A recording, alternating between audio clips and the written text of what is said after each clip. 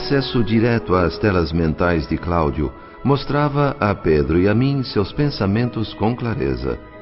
Era possível avaliar naquele espírito revoltado o quanto lhe doía o desprezo, a tal ponto que se imaginava agredindo fisicamente Gilberto, esmigalhando-lhe os ossos.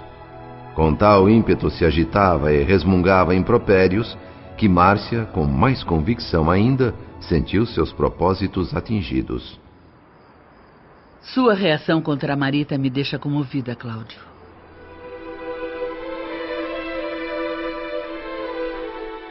A frase reticenciosa da mulher funcionou como uma ducha gelada sobre a fúria disfarçada do marido. Esperto, atento a cada lance desse duelo de cobras criadas, imediatamente deu-se conta do desvio equivocado que seguia. Corrigir a rota com rapidez e inteligência era prioritário agora. Desaconselhável, a ira. Por pouco não se denunciara. No próprio interesse, retomou o autocontrole, voltando a ouvir a esposa com redobrada atenção. Afinal, a situação não era de todo desconfortável para ele. Márcia, credulamente, via naquela explosão de agressividade atitude previsível num pai cuja filha, ainda que não legítima, houvesse trilhado caminhos obscuros. Essa interpretação, muito oportuna, concedia a Cláudio tempo precioso para respirar fundo, reprimir o desespero, relaxar os nervos tensos. Outra vez na defensiva, limpou do rosto os vestígios da fúria e acomodou-se aparentando calma. A nós, que acompanhávamos a cena invisíveis a eles, pareciam dois jogadores astuciosos estudando-se e golpeando-se mutuamente. Longe de imaginar-se iludida nesse jogo, Dona Márcia buscava colher vantagens para a filha. Cláudio, sua atitude respeitável de pai me encoraja e me alegra. Agradeço a Deus por ter você como chefe da minha família. E já que estamos conversando como seres civilizados, nada como uma boa dose de sinceridade. Embora eu tenha dito o contrário, você precisa saber que Gilberto realmente não quer nada com Marita.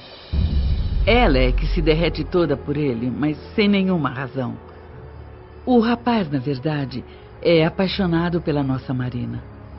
E tudo indica uma forte possibilidade de haver por aí um casamento vantajoso. Você jogaria fora essa oportunidade? Eu não. Ardiloso, Cláudio sentiu a oportunidade da vingança. Fingindo desconhecer a trama de sentimentos entre as duas jovens e Gilberto, comentou em voz alta os novos aspectos do problema. Isso para garantir que seria ouvido por Marita, de atalaia no quarto ao lado. Mestre em capitalizar dificuldades, convertendo-as em trunfos, caprichou no discurso. É inacreditável!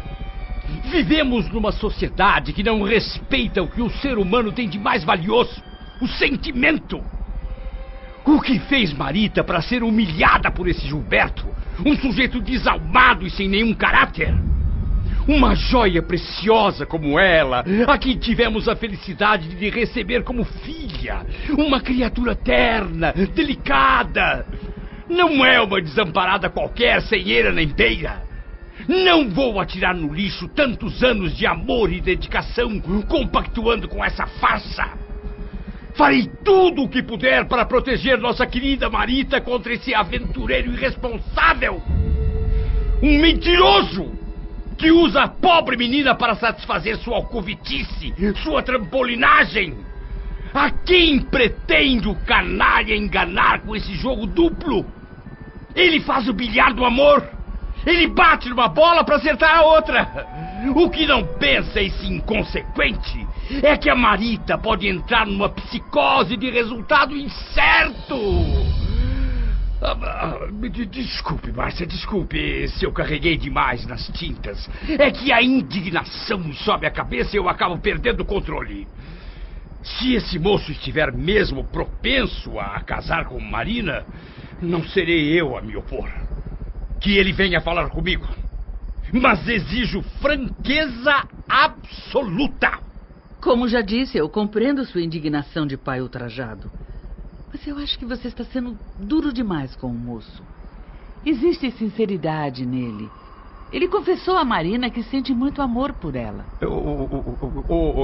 Márcia, eu não estou ouvindo bem. Por favor, fale um pouco mais alto. Eu disse que Gilberto confessou a Marina que é apaixonado por ela. Admira muito os encantos pessoais, a educação da nossa filha. Mas como foi que começou esse namoro deles? Eles eram apenas conhecidos. Até que Gilberto pediu ajuda a ela para traduzir uns textos franceses. Marina conhece muito bem o idioma e fez um trabalho perfeito, a ponto de receber elogios da embaixada. A partir daí, começaram a trabalhar juntos o tempo todo. O próprio Sr. Nemésio chegou a chamar nossa filha de nora. Então Gilberto e Marina trabalham juntos o tempo todo? E o pai dele chama Marina de nora? Orientado pelo obsessor e favorecido pelo encaminhamento da conversa, Cláudio Nogueira sentia-se a cavaleiro da situação. Seguro de si, deixou de lado a rispidez e assumiu um tom cordial, ainda que enérgico. Mesmo a um diretor de teatro experiente, seria difícil conduzir com tanta habilidade uma cena tão verdadeira na aparência. Dona Márcia, tão astuciosa, mostrava-se ingênua, literalmente usada pelo marido na montagem da farsa. Elevava o volume da voz quando solicitada, acreditando estar Cláudio com algum problema auditivo. A estratégia dele funcionava bem. No quarto ao lado, Marita ouvia tudo. Ouvia e sofria. O amor entre Gilberto e Marina é claro como água. E começou no momento certo. Imagine o que esse moço deve estar sofrendo com a morte próxima da mãe. Nada pode ser mais valioso para ele agora do que ter uma companheira como nossa filha, tão carinhosa e tão dedicada. O desprendimento, a abnegação dela em cuidar de Dona Beatriz aproximou ainda mais os dois jovens. E eu soube que a esposa do Sr. Nemésio, mesmo enferma, pobrezinha, chorou de felicidade ao ler algumas poesias que Gilberto e Marina escreveram um para o outro jurando amor eterno. Escrevem poesias um para o outro jurando amor eterno? Sentimentos assim só podem ser verdadeiros, é preciso admitir. Não imagina você o conforto que sinto em reconhecer isso.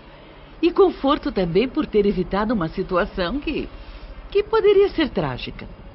Mas me diga uma coisa com sinceridade, Cláudio. Um rapaz inteligente e culto como Gilberto faria um bom par com Marita, uma jovenzinha despreparada, ignorante e sem nenhuma perspectiva? Claro que não. Seria um casal infeliz. Ainda bem que vimos isso em tempo. É nossa filha adotiva, eu a quero muito bem, mas a verdade é a verdade. Eu e você devemos conduzir pessoalmente essa questão, para que ela não se transforme num drama de grandes proporções, quem sabe até num escândalo. Uma certa autoridade não fará nenhum mal. É preciso que Marita reconheça a realidade e se arranje como puder. O tempo e meia dúzia de lágrimas são remédios infalíveis. Não é a primeira nem será a última vez que uma menina bobinha e sonhadora perde o príncipe encantado para uma jovem competente e que realmente o merece. Cinderelas não existem fora dos contos de fadas.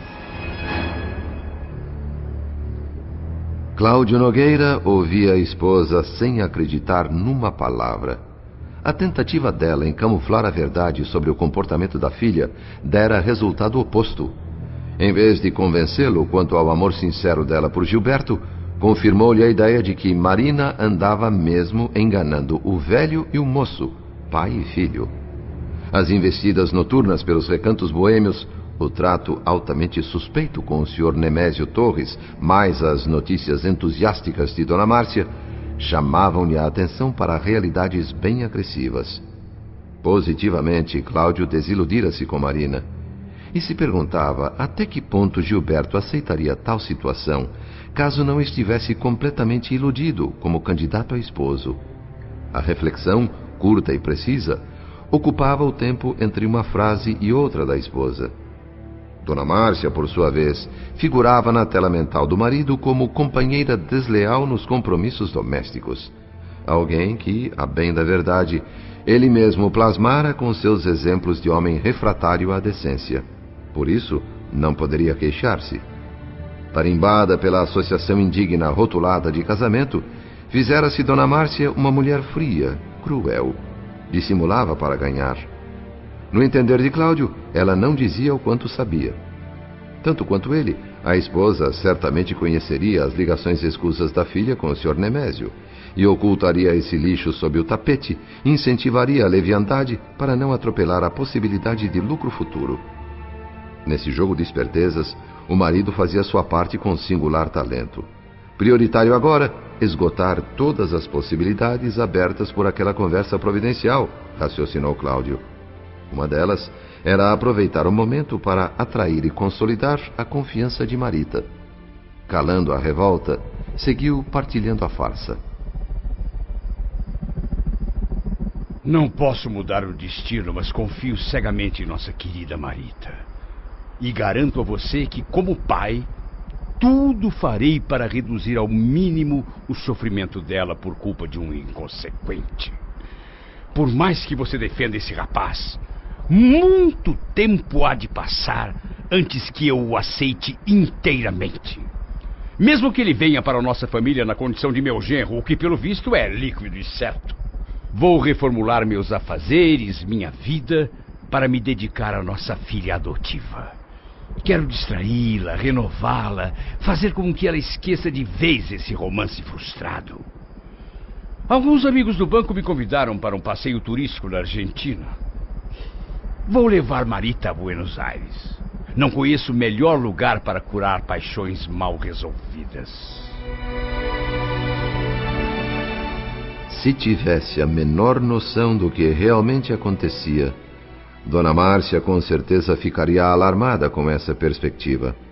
Sem saber, e contabilizando apenas os lucros, chegou a sorrir satisfeita. Afinal, pensou, quanto mais distante estiver Marita, menos obstáculos ao futuro de Marina e, por extensão, dela própria.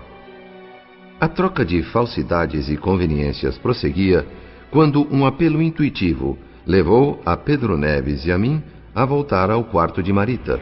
Extremamente magoada, um grito contido na garganta, intensa dor no coração. Estirada no leito, chorava desconsolada, em silêncio. O diálogo na sala, ouvido a tão curta distância, remoía-lhe a alma. Sentia-se abandonada, desprezada. Tudo o que ela desejava naquele momento era morrer.